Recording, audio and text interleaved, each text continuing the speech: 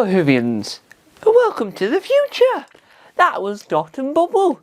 Yes! I've just watched Dot and Bubble. What an incredible episode. My key question in all things is, Charlie Brooker, if you're watching this, yes, Charlie Brooker, if you're watching this, or if you're a fan of Doctor Who, please let me know, because this episode was probably inspired by you. Right, let's get into it. First of all, let's do our annual time check. What time is it? It is 12:49 in the morning. So I've just seen the episode. I like to say that I can't say it was a Doctor Light episode, but I could say that, well, a Doctor Light episode is where the Doctor appears at the beginning, or roughly somewhere in it, at least once, before appearing solidly at the end.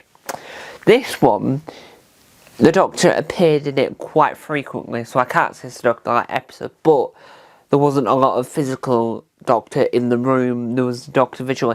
I haven't seen Doctor Unleashed just yet, so I can't give any insight on the whole arrangement, but what I can say was this is, Russell must have gone, right, I want to do a sci-fi episode like a Black Mirror-ish, because 73 Yards was an Inside Number 9 inspired episode. So this is inspired by Black Mirror. It's got fantastic acting in it from external casts, because it will always have good acting from Millie and from Shooting, no matter what episode it is. Even if I think an episode's only great, the acting from them two is still immaculate. Let's have a look. So, the things that are real from this episode, the things that are real life, is the dot and bubble. The dot and bubble, which is one thing, which is the dot, which is the ball, and the bubble, which is the face shield, the face thing. And that, I think, is trying to commentate on the Apple Vision Pro thing, which is that headset that's mixed reality, which means you can have the screen in front of you, but you can still see around you. And I think that's what the dot and bubble was inspired by. And I'll say that again, I think that's what the dot and bubble was inspired by. And I really will keep on saying that, because a lot of this episode is inspired by other things, which works. My favourite bit of the episode, I'll get onto it in this segment.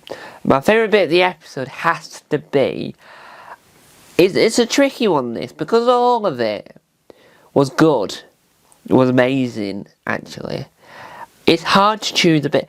I think the ending was, and I'll get onto the ending because there's a phrase I want to use to describe the ending. I won't tell you what the ending is because it's spoiler warning and all that, but I will describe my opinion of the ending. But I think my favourite part has to be, I don't know, it's hard to decide, but I'm going to say the bit where we meet Ricky September, who might have here's a terrible joke, but might have a brother called Ricky October. And I think the bit where she turns off the character there, a really long-winded name that I shan't try and pronounce, so I'll probably get it wrong, knowing my luck, but she turned the dot bubble off and she's been told what to walk because she can't remember how to walk, because the dot bubble goes forwards, to left, forwards, left, forwards, etc. So I think it just makes it more exciting, interesting, and all the above, really. The key thing from this episode that you take away with you and go, oh, that's blah, is trying to say that, well, I think it was social commentary on the class system again, because that's what British culture was like for years, because these people are rich, and I think he's trying to say that the rich get what they want, I think. I don't know. I don't know what he was trying to get at, but I think there was something there because they had to mention that they were had a lot of money to them and they could afford this. Susan Twist appeared in this episode again. I still haven't got round to the point of working out whether or not Susan Twist is the name of the character or the actor that plays. Because when you look at the cast list, it's always the cast, the character that the cast are playing, and then the actors. But Susan Twist is always in that list, not in the other list. But this time, when Susan Twist appeared, we had a recognition again, but recognition of them two trying to understand. He said she was the ambulance, and she said, I've seen her before. They had a recollection, so I think that the whole commentary from Boom joke, which said that equity ran out of actors, I reckon that now, which is what Russell said, I think that now's going to be classed as a joke, I think. Which I haven't got any issues with classing it as a joke. I just think that we could have had more. I don't want you to fall over the paint drawing. We could have had more clarity on that in the very first place, instead of trying to lead us down the path of jokes. Because some jokes, some people, naming no names, I might name no names due to me not wanting to look silly, but might, what's the correct term for it, might believed it. So I think that overall, getting back to my point here, overall I think if we had to rate it, we only rate it when we get to the end of the series, we had to rate it, I wouldn't say 10 out of 10, I would say 8 out of 10, let's be honest. That it's slightly, there's bits in it that, well, it has a satisfying ending, right? Inside Number 9 has a twist, and the twist makes sense. I understand my opinion on 73 Yards can slightly alter due to the fact that I've worked out that if we're describing it as Inside Number 9, I understand the twist. But I think this just works in the sense of it's what Doctor Who's about. It's sci-fi, it's adapting from other sci-fi to create a new worldy sci-fi. Now the ending's interesting because it reminds me of the Unearthly, is it? No, it's not Unearthly, it's The Empty Child, that's it. I was getting the first ever episode of Doctor Who mixed up with a villain from Christopher Eccleston's era. Do apologise. The Empty Child, which are the gas mask children. Christopher Eccleston says, and I'm going to quote it to the rough quote, he says, just this one time, everybody lives. Just this once, everybody lives.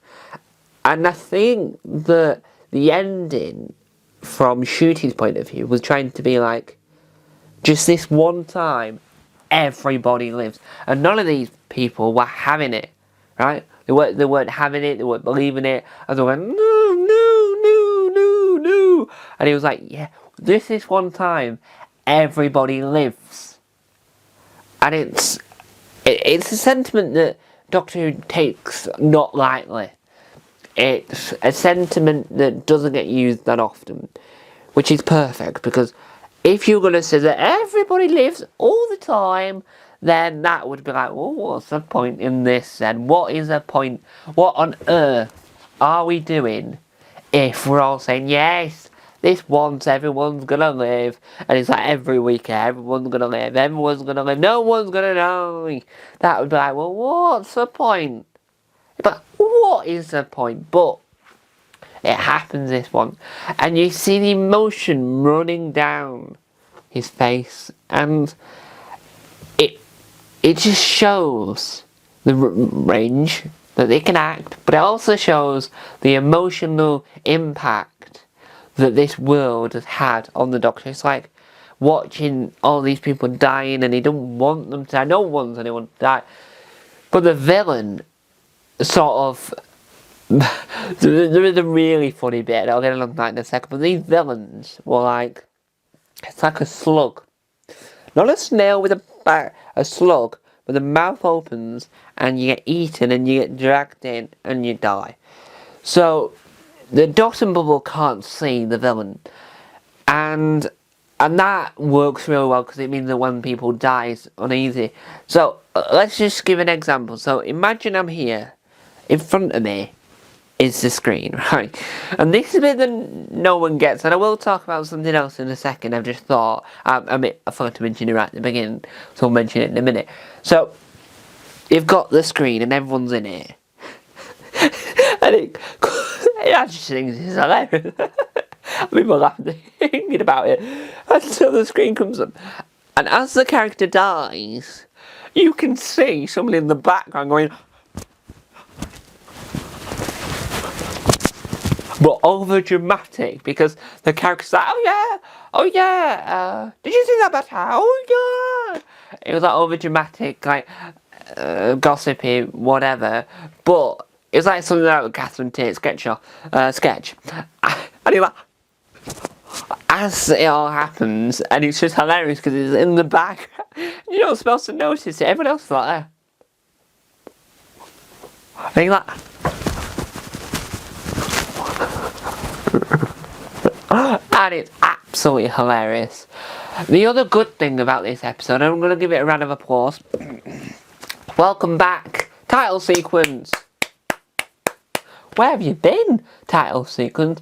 Where have you been? I have no idea where the title sequence has been, I'll be honest. It wasn't in the last episode, but this was perfect. It appeared. Well done.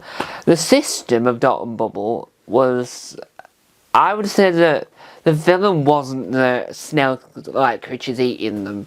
That was part of the villain. But I think the villain itself, right, the main villain, the only villain, was Dot and Bubble. Was this world. Was how it's all orchestrated. And I think that shows that it's another side of technology being evil, which is very much what people think when they think of AI, when they think of voice assistants. They think, oh yeah, they could turn on us at any moment, and that's what sci-fi's good at, is having a concept that people believe, flipping it on its head, so that it moves to what everyone else thinks.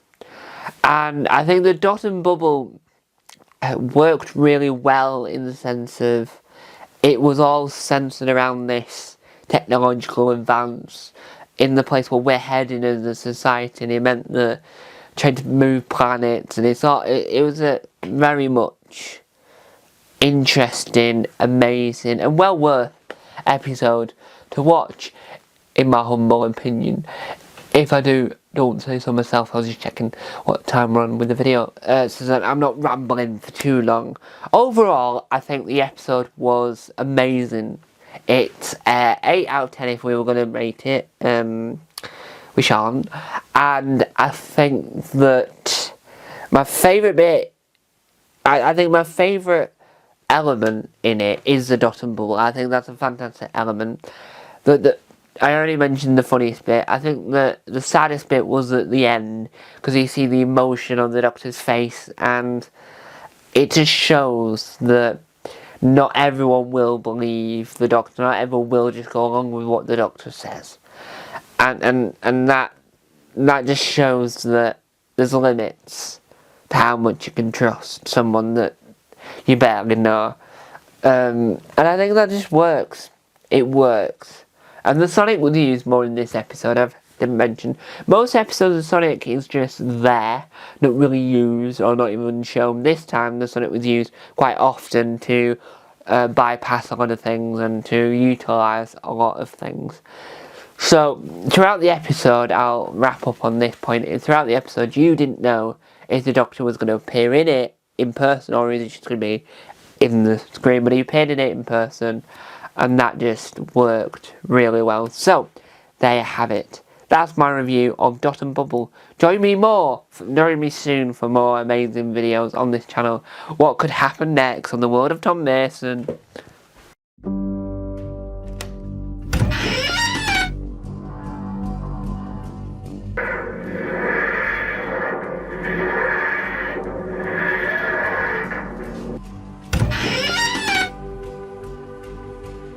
Don't forget to subscribe to the official Tom Mason YouTube channel.